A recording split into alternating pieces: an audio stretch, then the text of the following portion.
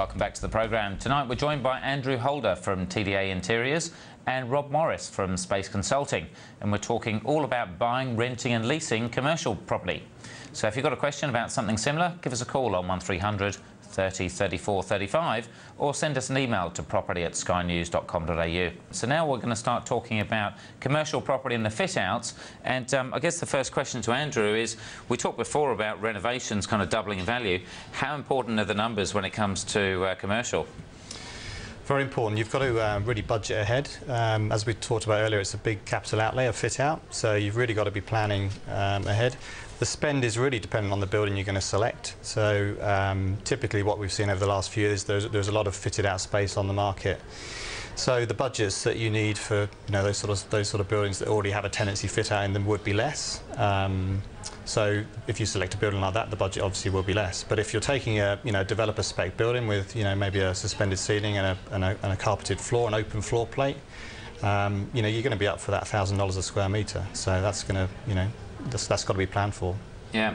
And so what are the things that some people get wrong? So if they're just kind of getting into business for the first time, or they're moving out from home into starting to get into the city, what are some of the things that people kind of may not estimate right, or just not be completely aware of, that they're getting into a new thing?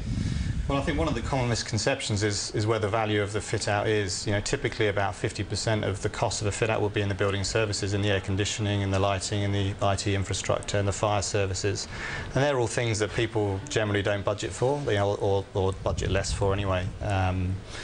The rest of the spend is really on the aesthetics, the selection of the furniture and the colours and everything else. So 50% of the cost is really almost unseen work.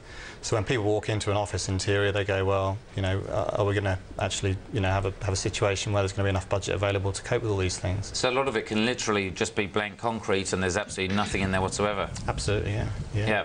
The other thing to say is that poor design, in that if you're over designing an office interior, if you've got if you brought a glamorous designer in to create a masterpiece for you, that can cost a lot of money. So the selection of a designer becomes very important. So where do people really start? Like, if they're taking their first step into moving into commercial premises, like, do you start with an architect or a designer, or where? Typically you'd start or just come to you? Well, yeah, coming to us would be one option. We'd then go to a designer and form the right team for the client. Selecting the right designer, as I said, is probably the key to getting it right. Designers out there, some of them are competent at designing call centre space, some of them are competent at designing accountancy or legal space. So really selecting the right designer that understands your budget, that's probably the key to the whole thing. Because is it similar with architects, and maybe we'll get some architects ringing up and abusing me, but quite often I find with architects with residential is they may produce something that looks absolutely fantastic, but certainly if you're doing it from an investor's perspective, they won't necessarily cost justify everything to say, well, this is going to cost you 200 grand to do, but it's only going to add 100 grand's worth of value. But it's going to look sexy. They won't know. They won't have those answers. No, absolutely. And their vocation is to design, create the masterpiece of the office, and they want their statement to be in the design. So their talents don't usually lay with what things cost, unfortunately. Sure. And when it comes to approvals, say for council approvals, can you go in with these office spaces, and as long as you're not changing the outside, do whatever you want, or? It's a bit more involved than that. I mean, that's where some of the planning becomes very important. You've got, there's two main approvals you need. You need approval from the landlord of the building to do the work, and that's the signature on a piece of paper. But that's very important, because without that you can't then go and gain council approval for the fit out.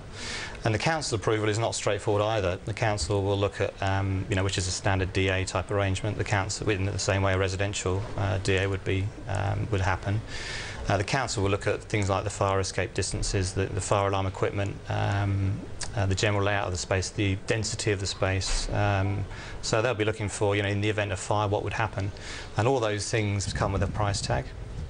And so, Rob, does all this get done as part of the lease negotiation? Because what if you then go and sign the lease and you've got all these grand plans, you sign the lease, you move in, you start doing all the work, and the landlord says, no, well, you're not going to do any of that kind of stuff? Yeah, look, very much so. I mean, I work with people like Andrew all the time in terms of the upfront planning, and I can do so much in terms of negotiating the lease, but when we get to the stage where we are looking at one or two properties where the client has actually said, yep, look, let's drive the negotiations on this one.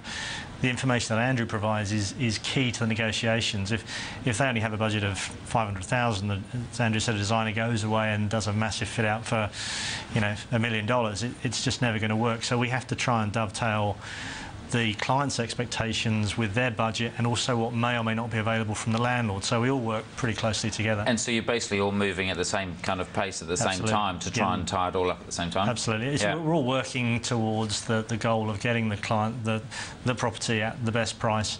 From my side, financially, on the commercial lease, from Andrew's side, giving them a fit out that actually ties in with their expectations and what they can afford, because sometimes they'll, as Andrew I'm sure will say, they go and see amazing fit outs and want the same, but haven't got the budget to actually go there. And so how long do these negotiations take? Because it sounds a pretty complicated process.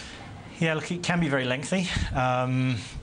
It depends on response times from landlords and also on my side from my clients, but it can take quite a long time. I mean, what I generally do with a client as a rule of thumb is ideally go out to the market for them about 12 months before their lease expiry. That's on a sort of fairly substantial space. That gives them the time to inspect and fine-tune and refine the search and negotiate, and also the design process takes a long time, but smaller spaces obviously less time. But for anyone watching, I wouldn't say leave it less than 6 months, because otherwise you then become it becomes very hard to negotiate with the landlord then, because he knows you haven't got any time, and you weaken your negotiating position the closer you get to your expiry. So yeah, it's all about planning.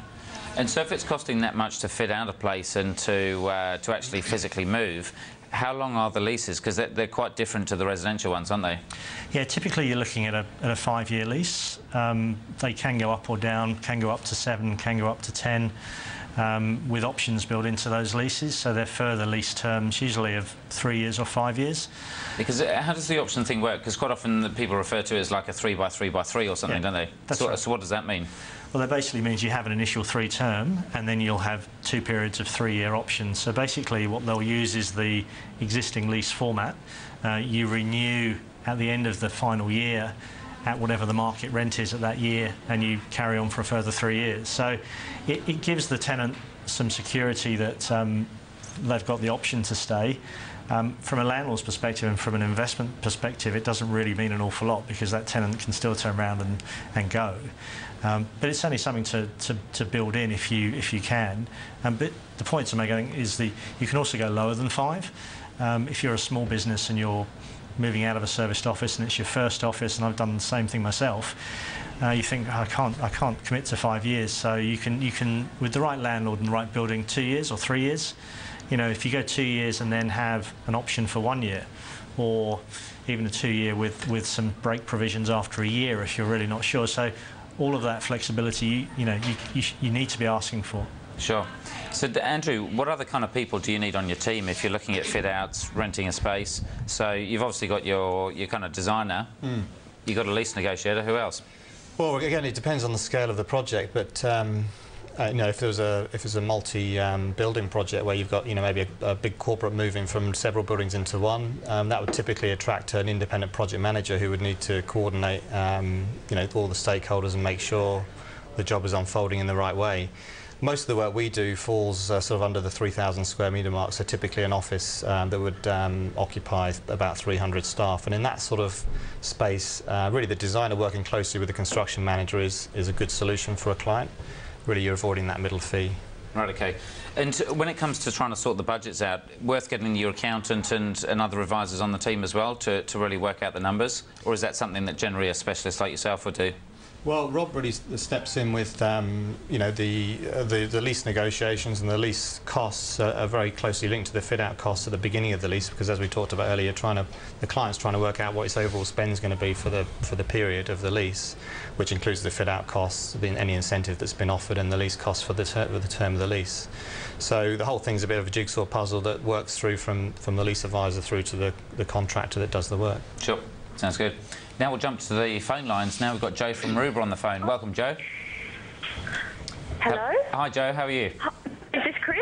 Yeah, hi. Hi, Chris. I've got a question. We're looking at leasing some land which is already DA approved for our type of business. Now, it requires us to build from the ground up, and we were just wondering what what key issues to look out for would be in a deal like this. Right, okay, so you've got a block of land, it's already DA approved. Already DA approved for our type of business.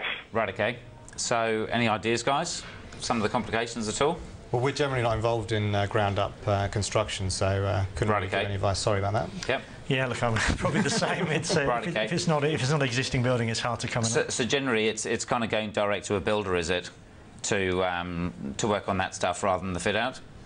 Well, certainly, I think probably the starting point would be an architect again. Yeah. It wouldn't, with an office interior, it would be an interior designer, but with a new build project, it would be an architect. Yeah. Just to see what the feasibility on the construction would be. Right, okay. So sorry about that, Joe. We'll have to catch you on another one for that. But yeah, probably more of a builder that can do the whole lot rather than these interior guys. But thanks for the call anyway. Now, joining me on the panel of experts tonight is Andrew Holder from TDA Interiors and Rob Morris from Space Consulting. If you've got a question or want to join the discussion, number to call 1300 30 34 35 or send us an email to property@skynews.com.au. We'll be back in just a minute.